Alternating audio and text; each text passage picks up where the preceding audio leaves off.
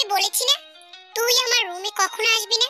তোর মতো third class মেয়েকে রাস্তা থেকে কুড়িয়ে এনে এই বাড়িতে জায়গা দিয়েছি, তার মানে এই নয় যে তুই এই বাড়ির মালকিন, যখন যা ইচ্ছে তা করবি। তুই এই বাড়ির আশ্রিতা, তাই আমি যা বলবো তোকে সেটাই অক্ষরে অক্ষরে মেনে চলতে হবে। আর যদি কখনো তোকে আমার রুমের আশেপাশে ঘোরাঘুরি করতে দেখেছি, তাহলে এই জিওন জাংকুকের চেয়ে খারাপ কেউ হবে না। যা, দূর হ আমার চোখের সামনে থেকে। শেষের কথায় অতিরিক্ত জোর প্রয়োগ করায় হালকা কেঁপে ওঠে তে। পুরো নাম কিম তেইয়ং। এইবার সে কলেজে উঠেছে মাত্র। নব যৌবনের দ্বার প্রান্তে এসে পৌঁছালেও তার জীবন রঙিন অন্ধকারে ঠাসা। না আছে তাতে স্নেহের ছোঁয়া, আর না আছে একটু ভালোবাসার স্পর্শ। তার সবটুকুই যে সে সামনে দাঁড়িয়ে থাকা অগ্নিমূর্তি রূপী মানুষটাকে বিলিয়ে দিয়েছে। জিওন জাংকুক এবারই সব থেকে ছোট ছেলে, যেমন রাগী তেমনি কড়া। একটু অনিয়ম যেন সে কিছুতেই মেনে নিতে পারে না। বিদেশ থেকে পড়াশোনা শেষ করে দেশে ফিরে শহরে এক নামি দামি ভার্সিটিতে প্রফেসর হিসেবে যোগদান করেছে। বাড়ির সকলকে সহ্য হলেও জাংকুক কেন জানি দেখে তীব্র রূপে ঘৃণা করে। তাকে দেখলেই জাংকুকের রাগ মাথাচাড়া দিয়ে ওঠে। ভয়ে গলা শুকিয়ে কাঁপতে হাতে থাকা কফির মগটা আরো শক্ত করে ধরে ক্ষীণস্বরে সে বলে ওঠে, মা, মামুনি বলল আপনাকে কফি দিয়ে যেতে, তাই সেটা দিতে এলাম। এর বলা শব্দগুলো জাংকুকের কানে ঠিকমতো পৌঁছালো কিনা সেটা বোঝা ভীষণ কঠিন, কারণ জাংকুক এখনো তের দিকে একই অগ্নিদৃষ্টিতে তাকিয়ে আছে, যেন তাকে এখনই ভস্ম করে দিতে সে প্রস্তুত। জাংকুক ধীরে ধীরে তের দিকে কয়েক কদম এগিয়ে এল। এমনিতেই রাগ উঠলে লোকটার মাথা ঠিক থাকে না, রাগের মাথায় কখন কি করে বসে কে জানে। তেও ভয়ে ভয়ে কয়েক কদম পিছিয়ে যায়। জাংকুক যখন তের একেবারে কাছে এসে পড়ে, তখন তে নিজে থেকেই চোখ বুজে মুখ খিচে দাঁড়িয়ে থাকে, আর মনে মনে তার জানা সকল দোয়া দরুদ পড়তে থাকে। হে আল্লাহ, আজকের মতো বাঁচিয়ে দাও, তা না হলে বরের মুখ দেখার আগে এই লোকের হাতে প্রাণ হারাতে হবে। লা হাওলা ওয়ালা কুওয়াতা ইল্লা বিল্লাহ। জাংকুক তের হাত থেকে এক ঝটকায় কফির মগটা ছিনিয়ে নেয়। চোখ বন্ধ থাকলেও তে তা অনুভব করে। ধীরে ধীরে চোখ খুললে সে দেখতে পায় জাংকুক একটু দূরে দাঁড়িয়ে কফি খাচ্ছে, আর তার মাঝে মাঝে তের দিকে তাকিয়ে শয়তানি হাসি দিচ্ছে। তে আবারও ভয়ে মাথা নিচু করে ফেলে। কফি খাওয়া শেষ হলে জাংকুক খালি মগটা টেবিলে রেখে তেকে উদ্দেশ্য করে বলে, কি ভেবেছিলি তোকে আমি স্পর্শ করব? রুমে কেউ নেই দেখে সেই সুযোগের সদ্ব্যবহার করব? জিওন জাংকুকের এখন এত খারাপ দিন আসেনি যে তোর মতো এক থার্ড ক্লাস এতিম মেয়ের প্রতি সে দুর্বল হবে। যেখানে তোকে দেখলেই আমার গা ঘিন ঘিন করে, সেখানে তুই ভাবলি কি করে আমি তোর কাছে যাব? নিজের লিমিটটা ভুলে যাবি না তে, এতে ফল কিন্তু ভালো হবে না। নাও আউট। জাংকুকের বলা শেষ কথাগুলো এক কিশোরীর মনকে ভেঙে চুরমার করে দেয়। চোখের কোণে পানি জমে, কিন্তু তে তা দেখায় না। হাতের তালু দিয়ে সাথে সাথে মুছে ফেলে। মা বাবা নেই বলে উঠতে বসতে এই বাড়ির মানুষগুলোর কাছে অপমানিত হতে হয়, সেগুলো সে মুখ বুজে সহ্য করলেও কেন জানি জাংকুকের কথাগুলো তার কাছে বেশি পীড়াদায়ক মনে হয়। এটাই স্বাভাবিক, কোনো মেয়ের পক্ষে তার প্রাণ পুরুষের দেওয়া কষ্টগুলো সহ্য করা সহজ নয়। তে ধীর পায়ে জাংকুকের রুম থেকে বের হয়ে যায়। জাংকুকের রুমের সীমানা পের হয়ে এলে তে স্পষ্ট শুনতে পায় সজোরে দরজা বন্ধ করেছে। তে একবার সেদিকে চায়, তারপর অভিমানের সুরে বলে, একটু ভালোবাসলে কি হয় কাইল্লে সেরা? এমন একটা ভাব করে যেন তার দুটো কিডনি আমি চেয়ে বসে আছি। একটু ভালোবাসলে যেন তার সব দাঁতগুলো খুলে পড়ে যাবে, নয়তো মাথায় টাক হয়ে যাবে। বদ একটা, আমি বড়দোয়া দিচ্ছি তোমার বউয়ের মাথায় যেন চুল না থাকে, তোমার বউয়ের দাঁত যেন সব পোকায় খাওয়া থাকে। দেখো, গরিবের দোয়া বাসি হলে ফলে। তে হনহন করে সিঁড়ি বেয়ে রান্নাঘরে চলে আসে। সেখানে জিনকে জাংকুকের মা রাতের খাবার তৈরি করতে দেখে তে তাকে পেছন থেকে জড়িয়ে ধরে। এ বাড়িতে একমাত্র জিনি যে তেকে খুব ভালোবাসে, আগলে রাখে, তার কাছেই তের সকল আবদার। জিন তের মাথায় হাত রেখে বলে, দিয়েছিস কফি?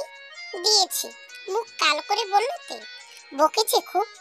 তা না করলে কি তোমার ছেলের পেটের ভাত হজম হবে?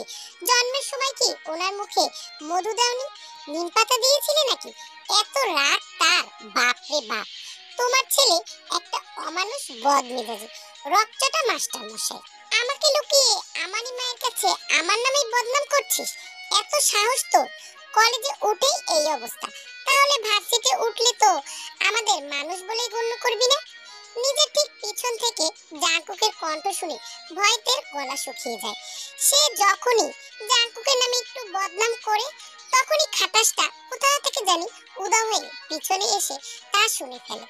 তে পিছনে ফিরে তাকাতে জাঙ্কুকের দুখানা জ্বলন্ত চোখের সাথে চোখাচোখি হতে তে চোখ নামিয়ে জিনের পিছনে গিয়ে দাঁড়ায়। জিন পরিস্থিতি সামাল দিতে কৃত্রিম হাসি বলে, বাবা তুই কাজ পেলে নিচে নেমে এলে কেন আবার? তের দিকে তাকিয়ে জাঙ্কুক বলে, কফির মগটা যে ফেলে এসেছিস সে খেয়াল আছে তোর? আমাকে কি তোর চাকর মনে হয় যে তোর অসম্পূর্ণ কাজগুলো আমি শেষ করব?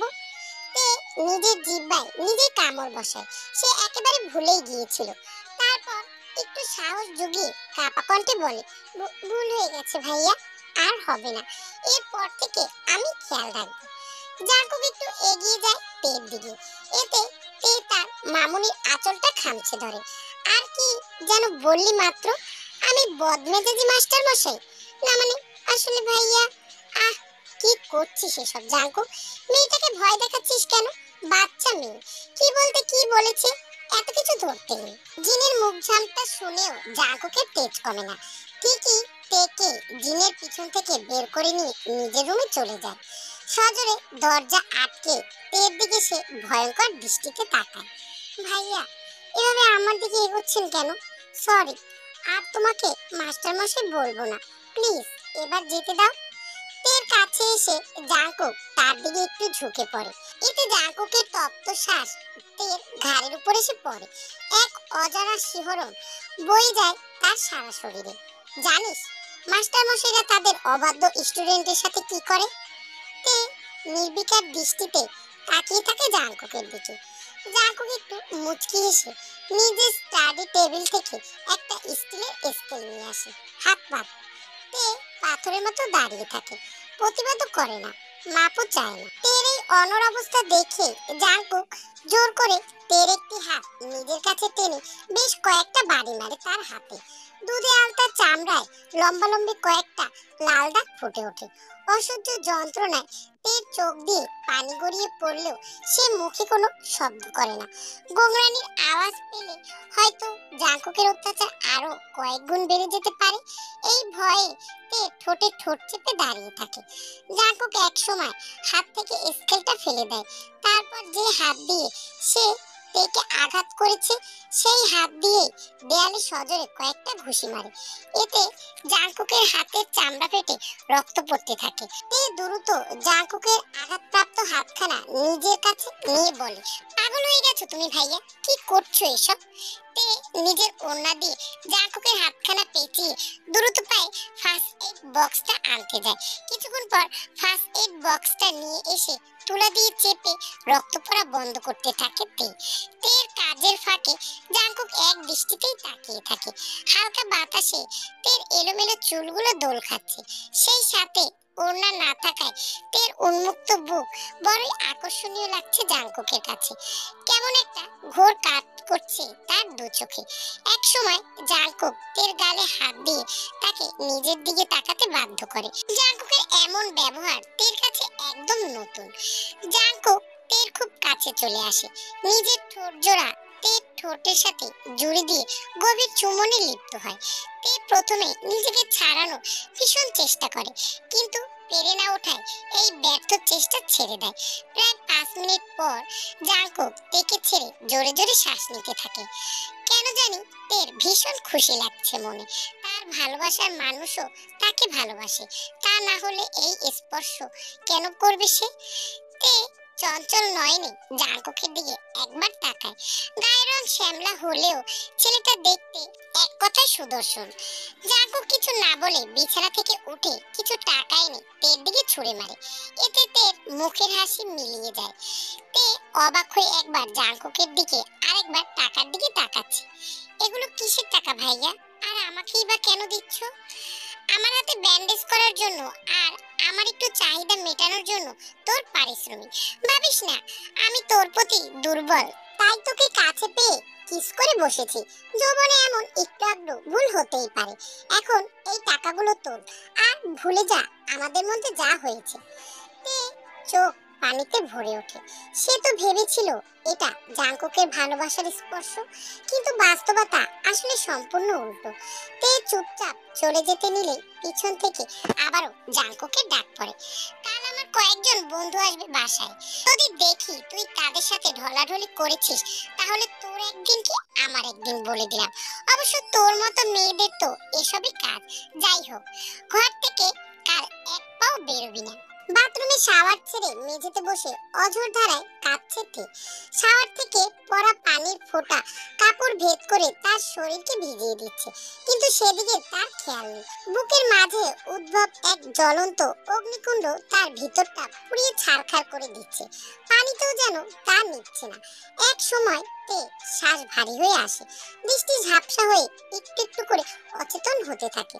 অজ্ঞান হওয়ার আগ মুহূর্তে তে অস্ফুট কণ্ঠে বলে, একটু ভালোবাসা চাওয়ার বদলে একরাশ অপমান আর যন্ত্রণাই কি আমার প্রাপ্য ছিল? আমাকে কি ভালোবাসা যায় না? এতটাই অভাগী হয়ে যখন জন্মেছি, তখন বেঁচে থেকে কি লাভ? মৃত্যুই আমার শ্রেয়। আমি চাই না এই জীবন। কিছুক্ষণ পর তে মেঝেতে পড়ে যায়। তার চোখের পানিগুলো শাওয়ারের পানির সাথে মিলেমিশে একাকার। রাত ৯টায় জিয়ন পরিবারের সকলে ডাইনিং টেবিলে বসে রাতের খাবার সারছে। জিন আর কাজের মেয়ে তাদের খাবার পরিবেশনে ব্যস্ত। তবুও ক্ষণে ক্ষণে জিন সিঁড়ির দিকেই তাকাচ্ছে। সেই যে জাঙ্কুক তেকে উপরে নিয়ে গেল, তারপর থেকে মেয়েটাকে দেখতে পায়নি জিন। মনের ভিতর এক অজানা ভয় কাজ করছে তার। ছেলেটার রাগ সম্বন্ধে তার ধারণা পাকাপোক্ত, আর তের বেলায় তো রাগের অন্ত থাকে না। কে জানে মেয়েটার সাথে জাঙ্কুক কি করেছে? দিন যে জাঙ্কুকের কাছে তের খবরটা জানতে চাইবে, তারও কোনো উপায় নেই। খাওয়া শেষ হলে বাড়ির সদস্যরা নিঃশব্দে যার যার রুমে চলে যায়, যেন এইটুকুই তাদের দায়িত্ব। সারাদিনে কেউ কারো খবর না রাখলেও রাতের খাবারটা তারা একসাথে খায়। এতেই ভাইদের মধ্যে কথাবার্তা না হলেও মুখদর্শন তো হয়। ঊনবিংশ শতাব্দীতে এই অনেক। একই ছাদের নিচে থাকছে, একই টেবিলে বসে রাতের আহার খাচ্ছে। এতে ভ্রাতৃত্ববোধ তৈরি না হলেও তারা যে এখনো বেঁচে আছে, সেটাই নিজেদের চোখে দেখতে পায়। কিম নামজুন পরিবারের বড় ছেলে, জাঙ্কুকের বাবা। আর ছোট ছেলে জেহো, তার এক ছেলে এক মেয়ে। আর জাঙ্কুকরা দুই ভাই। জাঙ্কুক একটু ঠান্ডা পানি খেয়ে গলা ভেজানোর জন্য রান্নাঘরে গেলে জিন তাকে ডাক দেয়, কিছু বলবে মা? জাঙ্কুক, তে কোথায়? তে কোথায় সেটা আমি কি করে বলবো? আমি কি তার গার্ড নাকি যে ওর প্রতিটা গতিবিধি আমি পর্যবেক্ষণ করব? তুই তো মেয়েটাকে টেনে নিয়ে গেলি নিজের রুমে। মেয়েটার সাথে খারাপ ব্যবহার করিসনি তো বাবা? এতিম মেয়ে, মা বাবাকে হারিয়ে আমাদের আপন করে মেনে নিয়েছে। তাও যদি তোরা মেয়েটাকে তাচ্ছিল্য করিস, মেয়েটা কোথায় যাবে বলতো? এই তো আর কটা দিনই তো থাকবে তোদের বাসায়। কলেজটা শেষ করুক, তারপর একটা ভালো ছেলে দেখে ফের বিয়ে দিয়ে দেব, যে ওকে যত্নে রাখবে, আর ও তোদের জ্বালাবে না। মেয়েটাকে এই কটা দিন একটু শান্তিতে থাকতে দে, একটু ভালো ব্যবহার কর ওর সাথে। জিনতের অন্য জায়গায় বিয়ে দিয়ে দেবে শুনে জাঙ্কুকের মাথা রাগে আগুন জ্বলতে থাকে। হাতে থাকা ঠান্ডা পানির বোতলটা মেঝেতে আছাড় মেরে বলে, তার মানে তুমি ওর মাথায় বিয়ের ভূত ঢুকিয়েছো? কলেজ পাস করতে না করতেই এখনই বিয়ের চিন্তা? ভালো রসাতলে নিয়ে যাচ্ছে তো মেয়েটাকে। এমনি তো তিনি উড়নচণ্ডী, তোমার লাইফে আরো মাথায় কয়েকটা সিংহ দিয়েছে। তো কি করব? তোদের ভরসায় রেখে যাব? আমি বেঁচে থাকতে তোদের থেকে ওকে আগলে রাখতে পারি না, আর আমি মরে গেলে তো মেয়েটাকে রাস্তায় ফেলে রেখে আসবি তোরা। বাবার ভালো গুণগুলো নিতে শেখ, খারাপ গুণগুলোকে আত্মস্থ করিস না। জাঙ্কুক মায়ের কথার পিঠে আর কোনো কথা বলে না।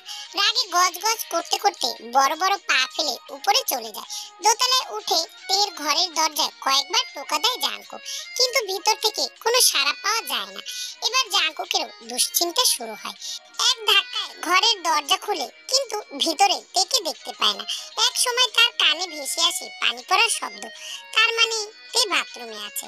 এবার জাঙ্কুক কিছুটা নিশ্চিন্ত মনে বিছানার উপরে বসে। অপেক্ষা করে, কিন্তু অনেকটা সময় পার হয়ে গেলেও তে বাইরে বের হয় না। এদিকে এখনো পানি পড়েই যাচ্ছে। ব্যাপারটা ভাবায় জাঙ্কুকে। এবার সে বিছানা ছেড়ে বাথরুমের দরজায় ধাক্কা দিতে থাকে। তে, এক্ষুনি দরজা খোল বলছি। দরজা আটকে কি প্রমাণ করতে চাইছিস যে আমরা তোর উপরে নির্যাতন করি? তে, দরজা খোল বলছি। জাঙ্কুকের মনে আবারও ভয়গুলো ডানা বাঁধতে থাকে। শরীরে সর্বশক্তি প্রয়োগ করে সে দরজায় লাথি মারে। এতে দরজার ছিটকিনি খুলে গেলে জাঙ্কুক ভিতরে প্রবেশ করে দেখতে পায় তে অচেতন দেহ ভেজা শরীরে পড়ে আছে। জাঙ্কুকের চোখ চড়ক গাছ। তাড়াতাড়ি করে তেকে পাজা কোলে করে বিছানায় শুয়ে দেয়। ভেজা কাপড় পরে থাকায় তের শরীর দেখা যাচ্ছে। এই সময় যে কোনো প্রাপ্তবয়স্ক পুরুষের জন্য তার কাপড়হীন শরীর কল্পনা করা সহজ। জাঙ্কুক এক দৃষ্টিতে কিছুক্ষণ তাকিয়ে থাকে তের দিকে। ভেজা কাপড়গুলো চেঞ্জ করার দরকার, কিন্তু এখন কাকে ডাকবে সে? জাঙ্কুক কোনো উপায় না পেয়ে তের একটি ওড়না নিজের চোখে বেঁধে নেয়। তারপর নিজ হাতে তের ভেজা কাপড়গুলো খুলে বিছানার চাদর দিয়ে তার নগ্ন শরীরটাকে আবৃত করে দেয়। তা না হলে সেও হয়তো নিজের নিয়ন্ত্রণ ক্ষমতা হারিয়ে তের অপূরণীয় ক্ষতি করে দেবে। চোখের বাঁধন খুলে জাঙ্কুক তের দিকে তাকায়। কি অমায়িক মায়াবী চেহারা, যেন এক পরী ঘুমিয়ে আছে শুভ্র বিছানার উপরে। জাঙ্কুক না চাইতেও তেকে নিজের সাথে মিশিয়ে নেয়। তারপর তের কপালে এক গভীর চুমু খেয়ে বলে, তোর অজান্তেই তোকে স্পর্শ করছি, মাফ করে দিস। এই অধম মনটাকে যে আমি আর বেঁধে রাখতে পারছি না, সে তোর মাঝে বিলীন হয়ে গেছে বহু আগে। রুক্ষতা প্রকাশ করে তোকে ব্যাপারটা বুঝতে না দিলেও দিনে দিনে তোর জন্য পাগল হয়ে পড়ছে তে। শীঘ্রই তোকে নিজের করে নেব, একান্তই তুই আমার। তোর সাথে যদি কঠোরতা না করি তাহলে যে এই বাড়িতে তুই থাকতে পারবি না। তাই তো কঠিন আবরণে আমার ভালোবাসাটাকে তোর কাছ থেকে দূরে সরে রেখেছি। জাঙ্কুক তেকে নিজের থেকে ছাড়িয়ে চলে যেতে নিলে অচেতন তে নিজের অজান্তেই জাঙ্কুককে জড়িয়ে ধরে। এতে জাঙ্কুক মুচকি এসে তের কপালে একখানা চুমু এঁকে দেয়। তবে একটা বিষয় জাঙ্কুকের মাথায় ঘুরপাক খাচ্ছে। কেন জানি তার মনে হচ্ছে তের দেহের তাপমাত্রা ধীরে ধীরে বাড়ছে। যে পরিমাণে সে পানিতে ভিজেছে তাতে জ্বর আসাটাই স্বাভাবিক। জাঙ্কুক তেকে একটি জ্বরের ওষুধ খাইয়ে তার পাশে বসে থাকে। ল্যাম্পের মিষ্টি আলোয় চেয়ে থাকে তার প্রেয়সীর দিকে। এই হাজারো অপবিত্র অবিশুদ্ধতার মাঝে তুই আমার একমাত্র পবিত্র ভালোবাসা। তোকে ছুলে আমার অপবিত্র মনটাও পবিত্র হয়। তবে কালকে একটু কঠোর হতে হবে আমায়, নয়তো তুই আমার শাসন মানবি না। আমি চাই না তোকে অন্য কেউ দেখুক, তুই শুধু আমার চোখের সামনে থাকবি তে। ভোরের আলো ফুটলে পৃথিবীতে এক নতুন দিনের সাক্ষী হয়। পাখির কিচিরমিচির শব্দে তের ঘুম ভাঙে। সদ্য ঘুম ভাঙায় তার বর্তমান অবস্থান, পরিস্থিতি কিংবা সময় কিছুই বুঝে উঠতে পারে না। কিছুটা সময় অতিবাহিত হলে তার মনে পড়তে থাকে কালকের ঘটনাগুলো। তে নিজের দিকে তাকিয়ে দেখে তার নগ্ন শরীর চাদরে ঢাকা। কিন্তু এ কি করে হতে পারে? সে তো বাথরুমের মেঝেতে বসেছিল। তবে তাকে এখানে কি আনলো? আর কেই বা তার ভিজে কাপড়গুলো চেঞ্জ করলো? নিজেকে বারবার প্রশ্ন করেও যখন উত্তর না মিলল তখন তে ধরে নেয় হয়তোবা সে নিজেই করেছে। ঘুমের ঘরে থাকায় ঠিক মনে পড়ছে না। তে বিছানা থেকে উঠে এক সেট শুকনো জামা পরে নেয়। তারপর রুম থেকে বের হয়ে সোজা রান্নাঘরে চলে যায়। জিন তেকে দেখতে পেয়ে বলে, দিনে দিনে বড় বাদর হচ্ছিস তুই। কাল রাতে না খেয়ে ঘুমিয়ে পড়লি। বলি আমার কি চিন্তা হয় না? মা হয়েছে তো, তাই আমার তো জ্বালা। এখন চুপচাপ খেয়ে আমাকে উদ্ধার করো। তে কিছু বলে না, মাথা নিচু করে জিনের কথাগুলো গিলে খাবার টেবিলে বসে খাবার খেতে থাকে। কেন জানি তার কথা বলতে ইচ্ছে করছে না, হয়তো মনের সব কথা ফুরিয়ে গেছে তার। তের এমন চুপচাপ অবস্থা ঠিকই জিনের চোখে পড়ে। তিনি একটা চেয়ার টান দিয়ে তাতে বসে ভালো করে দেখতে থাকে তেকে। চোখ নিচু করে খাচ্ছে তে। জিনের মনে একটা ভয় কাজ করতে থাকে। তে আমার দিকে তাকাতো। তে চায় না, শুধু দাঁত আর জিহ্বা নাড়িয়ে মুখে খাবারগুলো গিলছে। জিন এবার নড়ে চড়ে বসে। তের গালে হাত দিয়ে তাকে নিজের দিকে তাকাতে বাধ্য করে। চোখগুলো ফোলা কেন? কাঁদছিস নিশ্চয়? না কাঁদিনি, অ্যালার্জি হয়েছে। তে তুই এখন আমার সাথে মিথ্যে বলাও শিখে গেছিস? আমি কি এতটুকু বুঝি না কোনটা অ্যালার্জি আর কোনটা কান্না? ছাড়ো আমায়। একদিন কাঁদলে কেউ মারা যায় না, এমনিতেও মরণ আমার কপালে নেই। জিন বুঝতে পারে এর মনটা ভালো নেই, তাই এখন বকলে হিতে বিপরীত হতে পারে। জিন একটু হাসির চেষ্টা করে বলে, আজকে তো বাসায় মেহমান আসবে, যা গিয়ে তৈরি হয়ে নে। ওরা এসে পড়লো বলে তে অভিমানের দৃষ্টিতে চেয়ে বলে, মেহমান আসলেই বা আমার কি? তোমার জল্লাদ ছেলেই তো বললো যে তাদের সামনে আমার যাওয়া নিষেধ। আমাকে আজ সারাটা দিন ঘরবন্দি হয়ে থাকতে হবে। জাঙ্কুকের কথা ছাড় তো, আমি বলেছি তুই বের হবি, সাজবি, ঘোরাফেরা করবি, তাড়াতাড়ি খাওয়া শেষ করে তৈরি হয়ে নি। খুশিতে তের চোখ জল জল করে ওঠে। সত্যি বলছো মামুনি? আচ্ছা, আমি এক্ষুনি আসছি। আরে খাবারটা তো শেষ করে যা। তে জিনের কথায় কান্না দিয়ে এক দৌড়ে উপরে উঠে যায়। সে খুশিতে এতটাই মগ্ন যে জাঙ্কুক আসছে সেটা দেখতেই পায়নি। দুজনের জোরে ধাক্কা লাগে, এতে তে পড়ে যেতে নিলে জাঙ্কুক তার কোমর জড়িয়ে ধরে ফেলে। উট পাখির মতো এলোমেলো ভাবে দৌড়াচ্ছিস কেন? আমাকে মার্ডার করার ধান্দা? আমি পচা মানুষ মেরে হাত গন্ধ করতে চাই না, মারলে সুদর্শন পুরুষকেই মারবো, আপনাকে মারতে যাব কেন? কি বললি? আমি সুদর্শন নই? তাহলে সুদর্শনটা কে? আমার স্বপ্নের পুরুষ। এই বলেই তে আরেকটা ছুট লাগায়। জাঙ্কুক এদিকে রেগে গজগজ করতে করতে বলে, ও আচ্ছা, কিশোরীর স্বপ্নের পুরুষও আছে। ডানা গজিয়েছে খুব, না কাটলে পাখি উড়াল দেবে। তে একটা পার্পল রঙের সালোয়ার কামিজ পরেছে, চুল খোলা, ঠোঁটে হালকা লিপস্টিক, অনেক সুন্দর লাগছে তাকে। ওড়নাটা ঠিক করে তে একবার আয়নার দিকে তাকায়। সবাই বলে সে নাকি তার মায়ের মতোই সুন্দর হয়েছে। আজ সত্যি নিজের চেহারায় মায়ের মুখটা যেন ভেসে উঠেছে। গুনগুন করতে করতে তে পিছনে চাইলেই দেখে জাঙ্কুক দরজায় হেলান দিয়ে তার দিকে স্থির নয়নে তাকিয়ে রয়েছে। ভয়ে তের গলা শুকিয়ে গেছে। জাঙ্কুক ভাই, তুমি কোথাও যাচ্ছিস নাকি? না, মানে এই আর কি। নিচে যাচ্ছিস বুঝি? কি ভেবেছিস আমি বুঝতে পারবো না? আমি কি গল্পের নায়কের মতো বোকা নাকি যে তুই গিয়ে একজনের কোলের উপরে পড়বি সেটা দেখে আমি রেগে মেগে তোকে রুমে বন্দি করে শাস্তি দেব? আমি জাঙ্কুক, জীবন জাঙ্কুক, আগেভাগেই টের পেয়ে যাই তোর পরবর্তী পদক্ষেপ। তে আমতা আমতা করে কিছু বলতে যাবে, ঠিক তখনই জাঙ্কুক তের হাতটা ধরে একটানে নিজের সাথে মিশিয়ে নেয়। আরেক হাত দিয়ে তের চুলগুলোতে হাত বোলাতে বোলাতে জাঙ্কুক বলে, তোকে দেখার অধিকার শুধুই আমার, সেটা হোক সাজার আগে কিংবা পরে। অন্য পুরুষের সামনে নিজেকে প্রদর্শন তোর জন্য দণ্ডনীয় অপরাধ। জাঙ্কুকের কথায় তের মনে খানিকটা অভিমান জমে। নিজেকে জোর করে জাঙ্কুকের কাছ থেকে ছাড়িয়ে বলে, আমার প্রতি তোমার এত কিসের অধিকার বোধ? কবে জন্মালো ভাইয়া? আমি তো এতিম, যাকে দেখলে তোমার গা ঘিন ঘিন করে, সহ্য হয় না আমাকে। তাহলে আজ কি হলো তোমার? দূর দূর করে তাড়িয়ে দেওয়ার বদলে কাছে টেনে নিচ্ছ। তুই কি আমায় বুঝিস না তে? আমি কি চাই সবে কি তোর কাছে অজানা? হ্যাঁ, সবই আমার কাছে অজানা।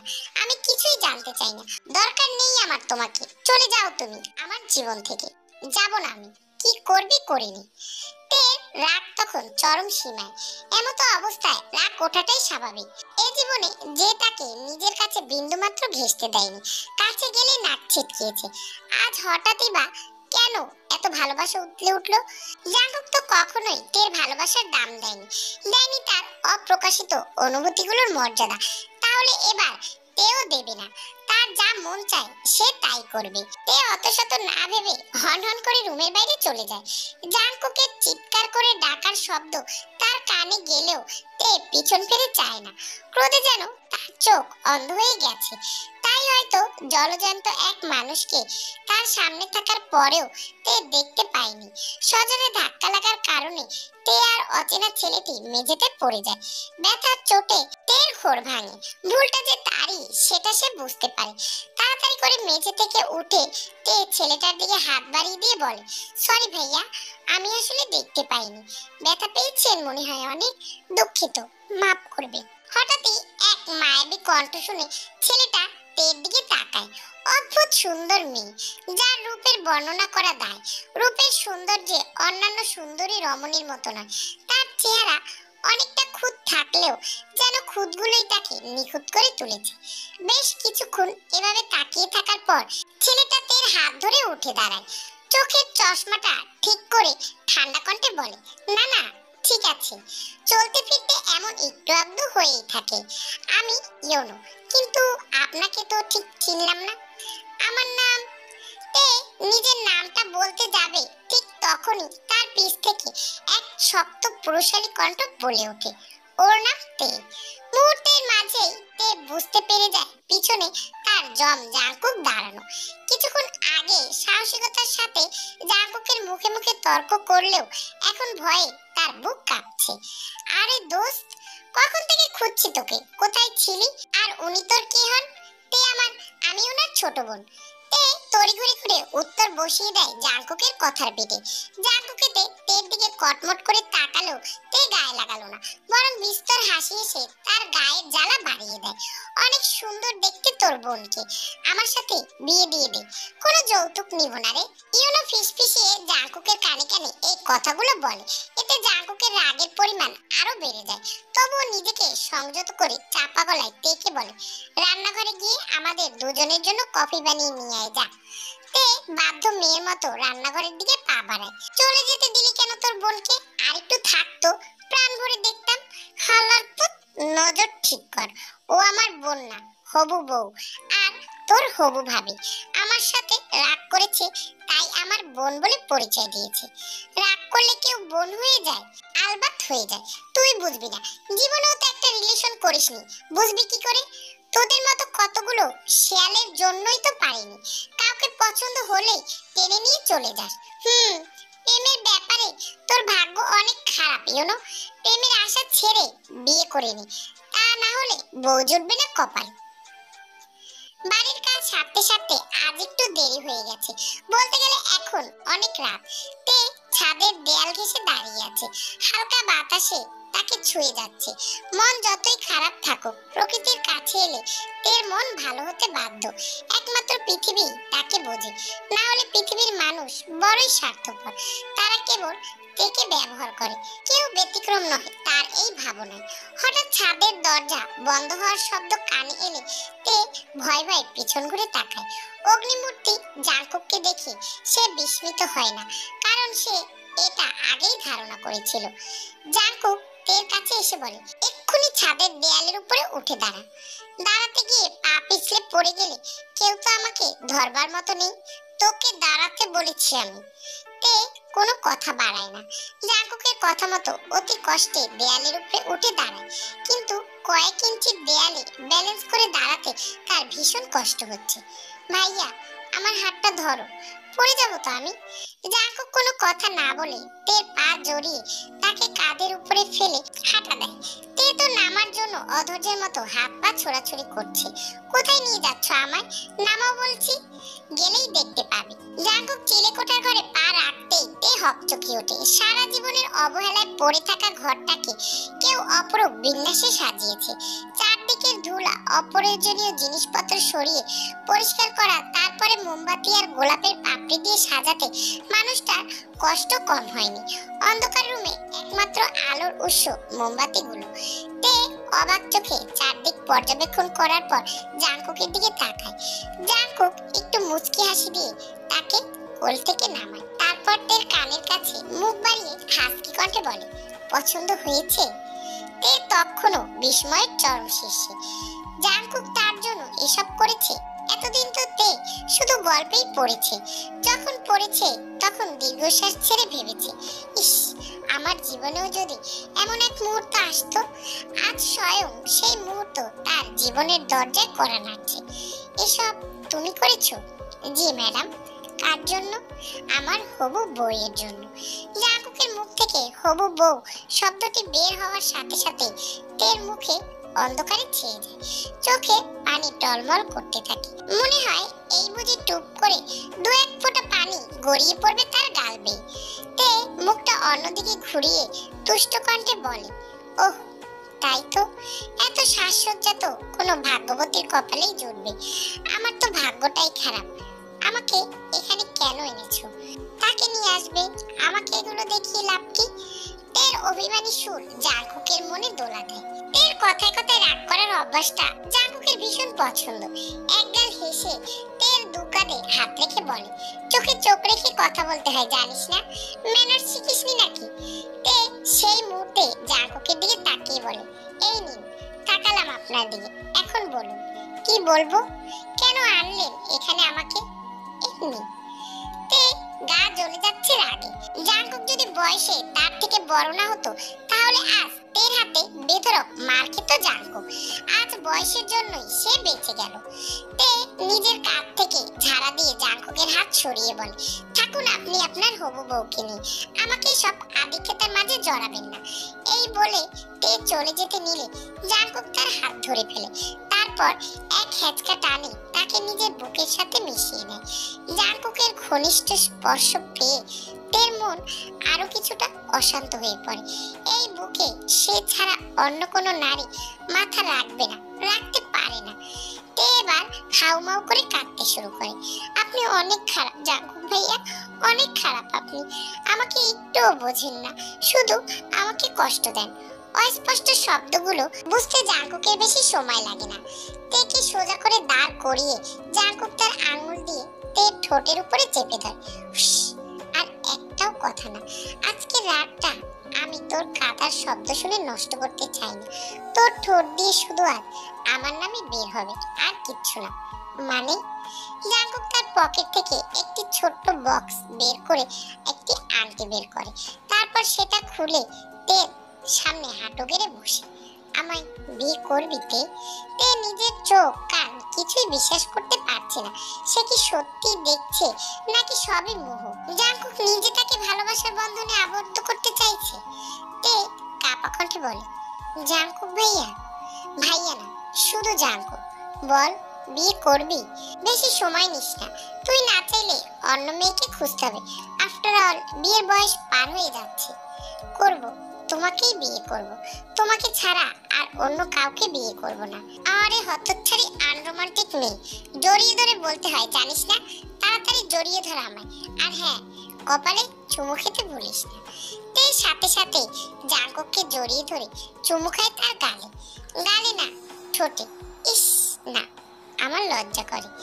তে যা বলছি তাই কর। তে কিছু না ভেবে জাঙ্কুকের ঠোঁটে চুমু খায়, কিন্তু সরে যাওয়ার আগে জাঙ্কুক তের কোমর জড়িয়ে গভীর চুম্বনে ডুবে যায়। প্রায় 5 মিনিট পার হলে জাঙ্কুক তেকে ছেড়ে দেয়। দুজনেই এখন নিঃশ্বাস নিতে ব্যস্ত।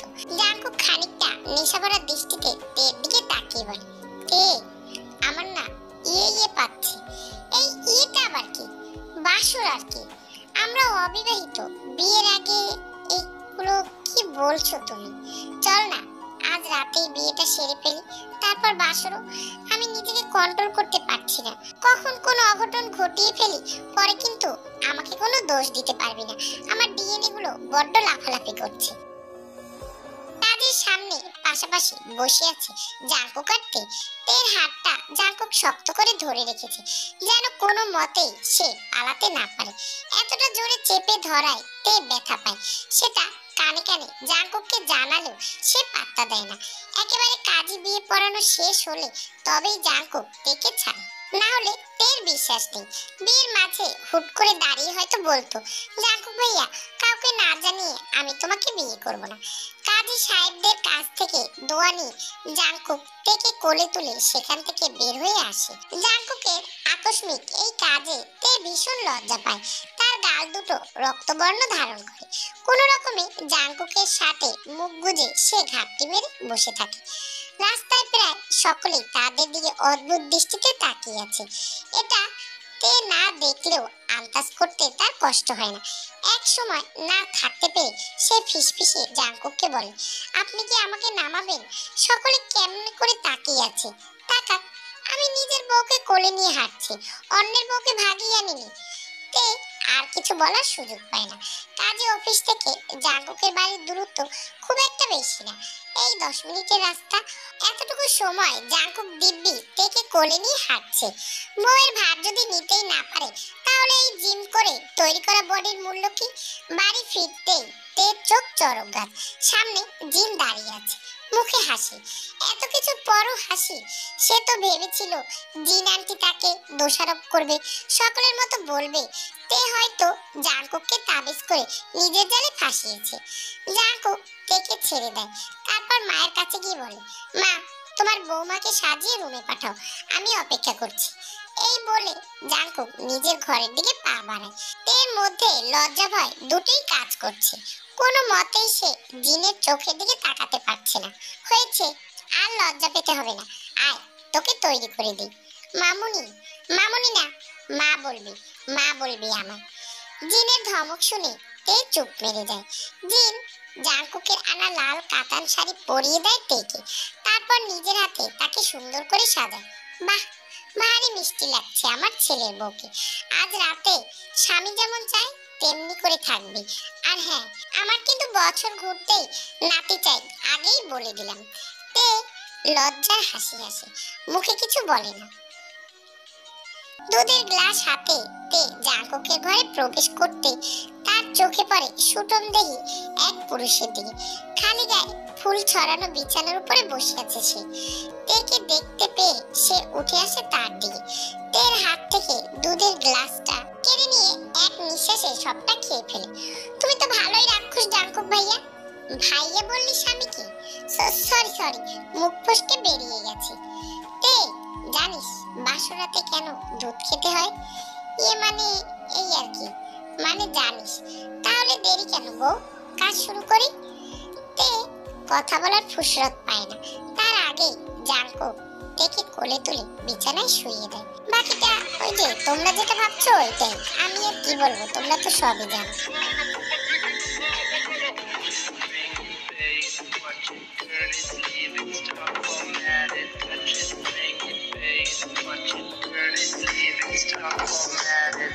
আশা করি তোমাদের কাছে গল্পটি ভালো লেগেছে, এবং গল্পটি ভালো লাগলে অবশ্যই লাইক, কমেন্ট এবং সাবস্ক্রাইব করে দিও।